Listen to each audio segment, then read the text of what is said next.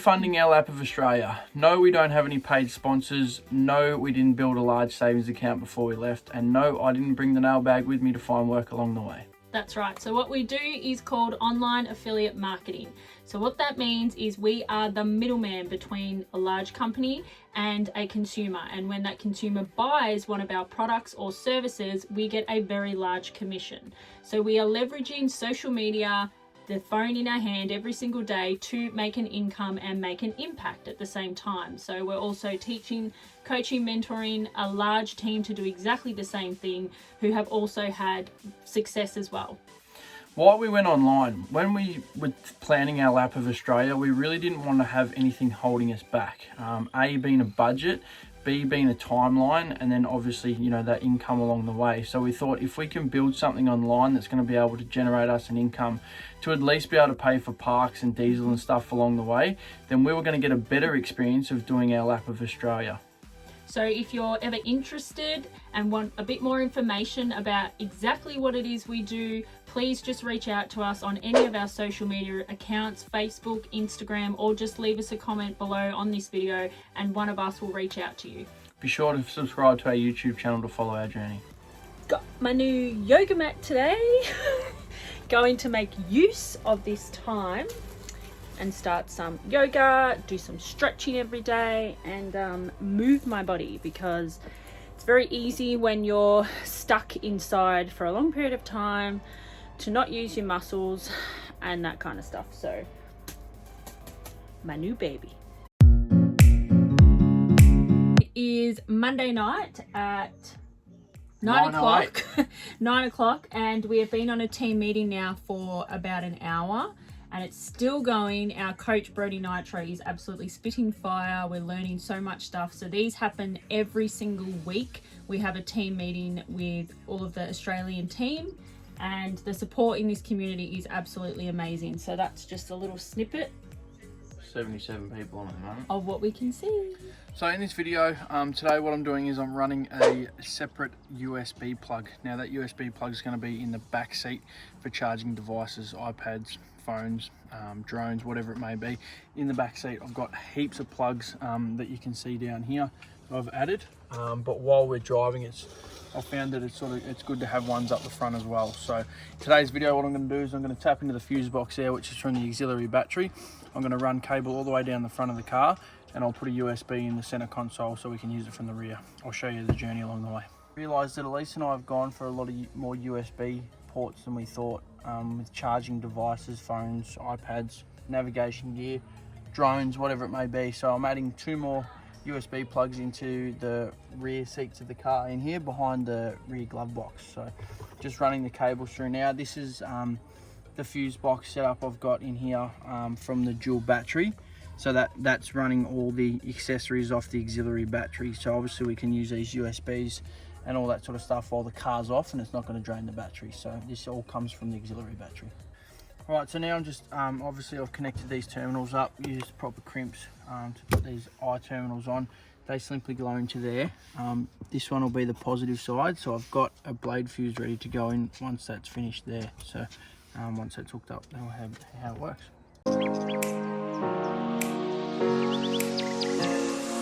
Now what I'm doing is I'm trying to get to that bit there. Right, there's a USB plug on that. I don't know if you can see that there. Right, but instead of taking the easy option and going under the carpet, I'm actually following this the whole way around the car and then back down the middle so we don't have a lump in the carpet. Doing things right is the way I like to do it. All clipped in. These are our battery wires here running down to our charger for our dual battery system as well. So they've already been put in previously to set up our dual battery, so that's what powers that. Now I'm just running these back the other way to get to that USB plug. So fuse box there. What I've done is I've run the cable all the way down there, down the side kick panels, up under the steering wheel, down through the center console, and here's the cable here. So just got to fit that off to that USB socket there, and we're good to go. So that'll put some power back in the rear as well from the auxiliary battery. Moment of truth. The final test. And no, I haven't tested this before I start. Boom. Woo! So I popped in one of our videos last week about how the hell my hair is going to survive through this crisis we're going through. I have naturally dark brown hair with a lot of greys. So at the moment they're starting to come through. I usually get it done like every 4 weeks, 4 to 5 weeks.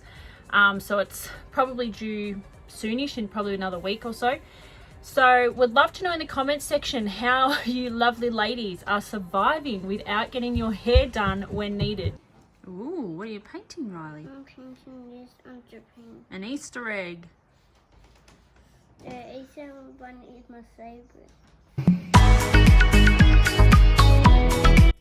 So, mindset tip number 2. So last week I touched on meditation. So if you have not checked out last week's episode, make sure you do that. So every week I'm going to be sharing with you some mindset tips that have helped Josh and myself along this journey and are also helping us deal with the current situation that's happening in the world. So number 2 is journaling.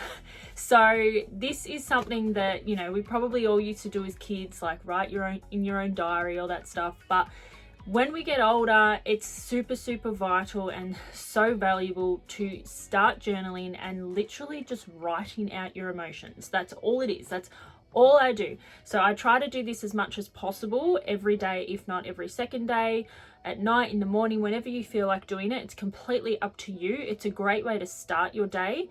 So there's no rules to journaling. It's literally what you think about. It's whatever pops into your head. So you can talk about your emotions, your thoughts, what's bothering you, the goals that you want to achieve that week, that day, what you aspire to be, what your perfect day looks like, what you want to achieve out of life, what your passions are, literally anything. There is no rule book to this. So I do this as much as I can, as I said, and I find it really helpful, especially if I'm feeling anything, bottling up anything at all. Instead of sometimes, you know, taking that all out and putting it all out onto Josh or a friend or a family member and venting, sometimes it's good just to vent on paper. And it's really therapeutic, and I highly recommend everyone starts doing it, especially at this time during this crisis. Just write out what you're thinking and let it all out, let it all flow, and then just write out positive statements as well. Positive statements of truth about yourself, about what you wanted to achieve in life, where you know you're going to be after this all boils over, and where you want to be in life. So I hope that helps, and stay tuned for mindset tip number 3 next week. Hey Josh. Yes. I've been thinking. I've got a really random question. Do you think you can cry underwater? Yeah, I suppose. No? I guess so. I don't know. I don't know either. So before we started our lap of Australia, obviously I wanted the kids to be as comfortable as possible in their own bed and to make it as homely as possible. So went searching, because normal single bed sheets that you use every day do not fit bunk beds in caravans. They're too large and they overlap and they end up baggy and saggy and just uncomfortable. So I went searching, found someone on eBay who makes them to fit your bunk bed size. So all you do is send her through the length and the width of your caravan bunk bed and she can make it to fit perfectly. And they're awesome quality as well. I wash them all the time, have not had an issue with how they wash up as well. They're perfect, they're fitted, they're beautiful. So I'll go down here to Chloe's bed. So I don't know if you can see. So they fit really well, no issue. She's also got a Popper waterproof mattress protector under there as well. So that's beautiful there, just in case she leaks through overnight. And also I've got the same up on Riley's bed. So, and for her doona, I just bought a cot comforter, and it's thick enough, fits really well. I can push it down and I don't have an issue. And then I just pop other blankets over the top when it's a bit colder. And with Riley, he wanted his single bed doona from home, which more than happy to do, so he feels as at home as possible. So he's got his Batman one, and that's again fine. That just pushes through, pushes down the sides there with no issues. So perfect.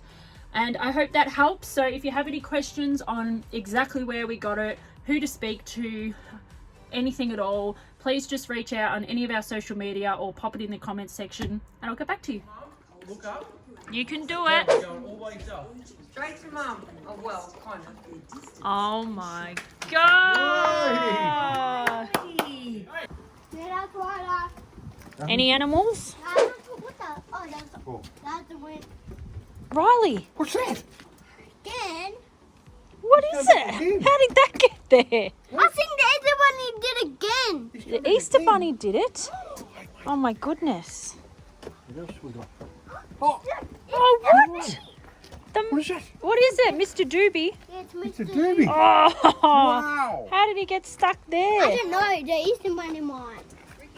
Yeah, I know. There's one of the three, yeah. Where? What tree, Riley? Come back this way. I'll see if we can find something else. Oh, Back on Oh, the back of the oh. oh my Wait, oh, goodness. Jeebus. Oh, it's Look, Mr. shot, mate. Monkey. Wow. Wow, Riley. See? I see something else. Oh, what about this little tree here, Riley? Oh, Awesome. my goodness. my possum. How did he get up there? Getting ready for the Easter Bunny. You got your carrot? Yep, I got it. Show Mum. Show me your carrot. Oh, that's a good one. Where are we putting it? On the step. On the step here, do you think? Maybe Maybe you like can turn the light on so you can see it. Oh, yeah. no. He can, Oh, you want can it there. See what here? All right. See, he puts it. What about there your and bags? Where are you and Chloe going to put your bags for the Easter Bunny? We might put it right over here. So the Easter Bunny knows. Yeah, look, I'll show you. I reckon we should hang them on here so he can see Yes. Chloe's one, and then he can see Riley's one. Good idea. And there's the carrot. We're all ready. Easter Bunny. Excited? Who's coming tonight? The Easter Bunny. What's he gonna leave? Some chocolate. Woohoo! How many eggs do you think you're going to get? 1, 2, 3, 4, 5. 5 eggs. Yeah. Where's he going to put them all? In an Easter bag. In our Easter bag. And we've got to go and find them all as well. I think he might put them all over Nanny and Pa's house too. And didn't what we found a carrot on him. Yep. We got the carrot. We ready to go? Yep. Woo!